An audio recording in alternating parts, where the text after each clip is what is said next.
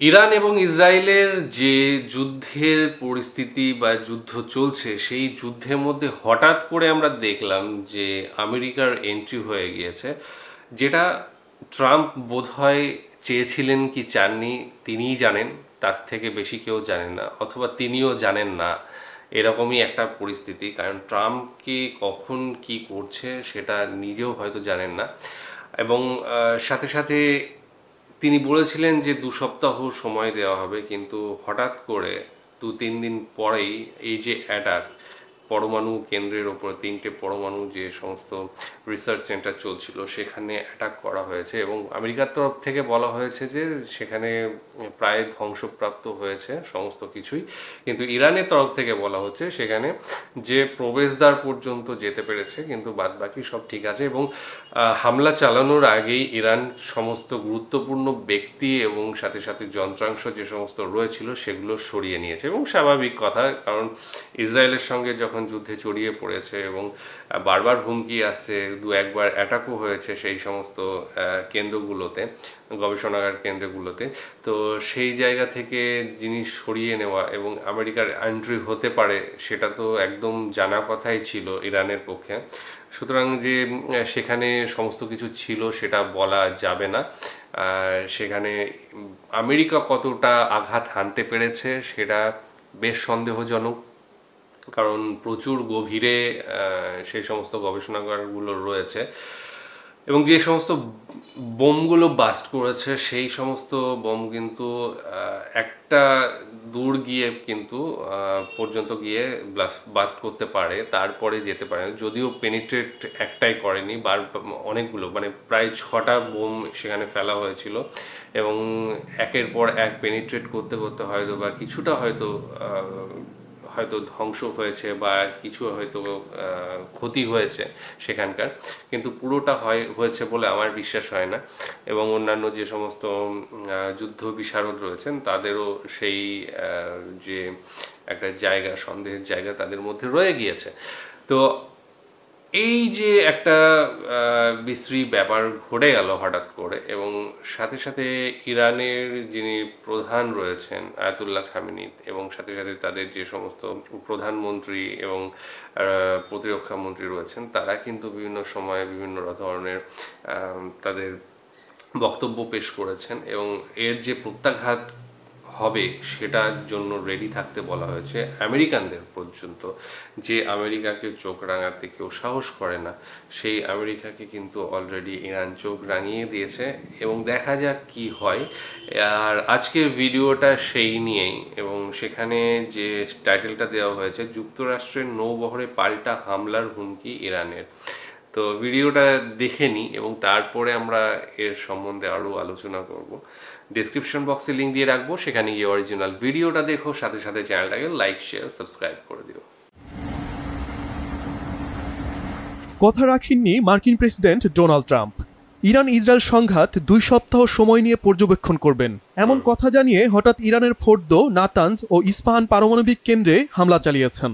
জবাবে ইসরায়েল ও যুক্তরাষ্ট্রের নৌবহর লক্ষ্য করে পাল্টা হামলা চালিয়েছে ইরান।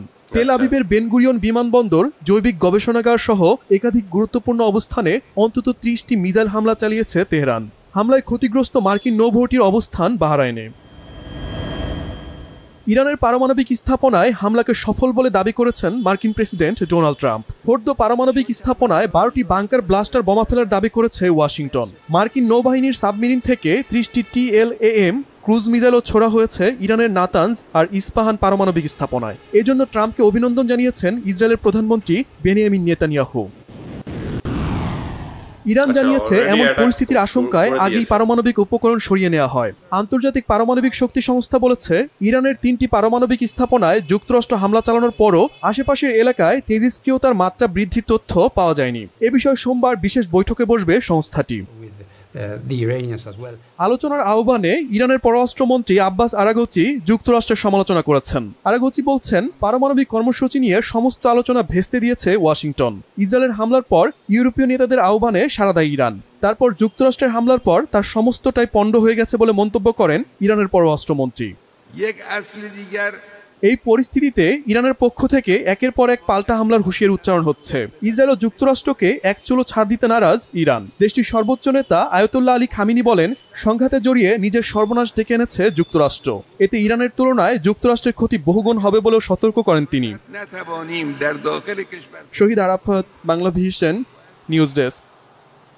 তো ইরান অলরেডি অ্যাটাক করে দিয়েছে ইসরায়েলে এবং সাথে সাথে আমেরিকার যে নৌবাহিনী রয়েছে তারই এক রণতরীতে কিন্তু অ্যাটাক করে দিয়েছে, যার ফলে যে যুদ্ধ আরও বাড়বে সেটা বোঝা যাচ্ছে।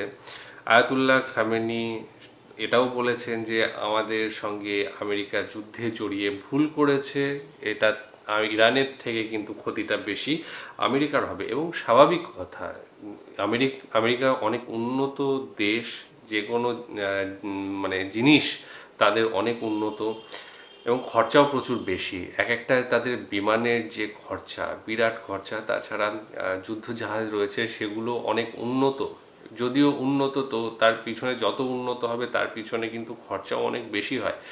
এবং তাদের যে সমস্ত ফাইটার জেট ফেটগুলো রয়েছে, অন্যান্য যে সমস্ত ফাইটার জেট তার তুলনায় কিন্তু অনেক দাম বেশি। সুতরাং যখনই একটা এই ধরনের সমর বহর যে সমস্ত যন্ত্রপাতি রয়েছে, যে সমস্ত বিমান রয়েছে বা নৌবাহিনীর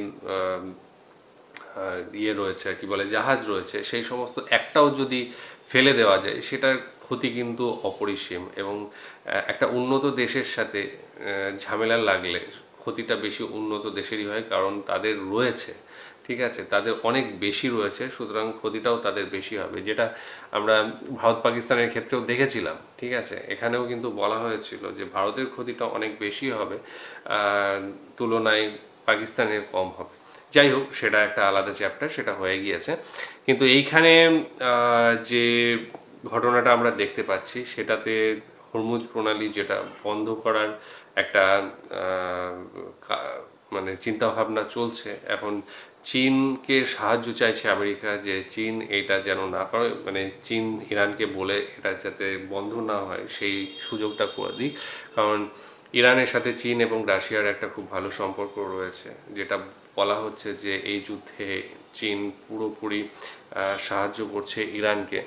কিন্তু আমেরিকা যেটা চাইছে সেটা হচ্ছে যে চীনের মারফতে এই হরমুজ প্রণালী যাতে খোলা রাখা যায় সেটা, এবং চীনেরও সেটা একটা তাদের কাছেও অবশ্যই এটা কি বলবো, অবশ্যই একটা চাওয়ার দিক।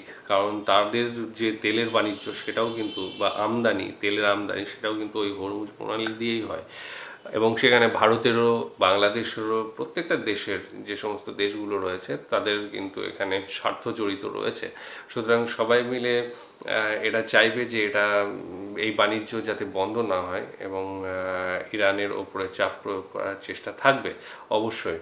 এবং আমেরিকা যেটা চাইছে সেটাই মানে হতে গিয়েও হচ্ছে না অনেক ক্ষেত্রে, যার ফলে কিন্তু আমেরিকা আজকে পাগলের মতো, এবং সে অবশ্যই রাষ্ট্রপ্রধানও পাগলই রয়েছে সেখানে বসে, তো পাগলের মতো বিভিন্নভাবে যুদ্ধটাকে থামানোর চেষ্টা করছে। যখন থামছে না দেখছে তখন অ্যাটাক করে দিচ্ছে, মানে কখন কি করছে সেটা নিজেরাও জানে না। যাই হোক, এই পরিস্থিতিতে ইরান কিন্তু ছেড়ে কথা বলবে না, যেটা আমরা অলরেডি দেখেছি। তাদের যে সমস্ত অস্ত্র ভাণ্ডারে মিসাইল রয়েছে সেইগুলো কিন্তু অনেক উন্নতি করে ফেলেছে, তাদের রেঞ্জও বেশ ভালো, মোটামুটি একটা রেঞ্জ রয়েছে, যে রেঞ্জের মধ্যে ইসরায়েল তো পড়েই, এবং সাথে সাথে যে আমেরিকার যে সমস্ত দ্বীপগুলোতে নৌবাহিনী রয়েছে তাদেরকেও অ্যাটাক করা যায়, এবং সেটা আমরা অলরেডি দেখতে পেয়েছি, এবং আগামী দিনেও হয়তো সেটা চলতে থাকবে।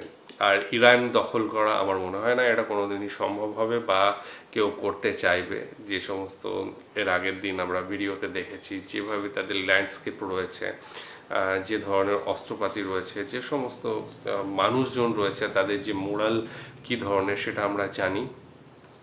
আর এই যুদ্ধটা কিন্তু ইরানের ওপরে চাপিয়ে দেওয়া হয়েছে, এক কথায় বলাই যায়। সুতরাং সেই জায়গা থেকে যে সবাই মানে ইরানের বিরুদ্ধে যাবে এটাও নয়, প্রচুর রয়েছে দেশ রয়েছে ইরানের পক্ষে কথা বলবে। মুসলিম কান্ট্রিতেই এর বিরুদ্ধে এবং সপক্ষে দুই ধরনের মন্তব্য রয়েছে, কিন্তু আমি দেখছি যে অন্যান্য দেশের ক্ষেত্রে কিন্তু সেটা নয়। মুসলিম কান্ট্রিগুলোর মধ্যে কিন্তু এই সম্পর্ক মানে কে সাপোর্ট করবে কে করবে না এটা নিয়েও দ্বিধা বিভক্ত রয়েছে। যাই হোক, আমরা দেখি সামনের দিনে কি হয়। আর এই সম্বন্ধে তোমাদের কি মন্তব্য হচ্ছে সেটাও জানিও। আজকের মতো এখানে শেষ করছি, আগামী দিন আবার আসছি অন্য কিছু নিয়ে। ততক্ষণের জন্য স্টে টিউনড।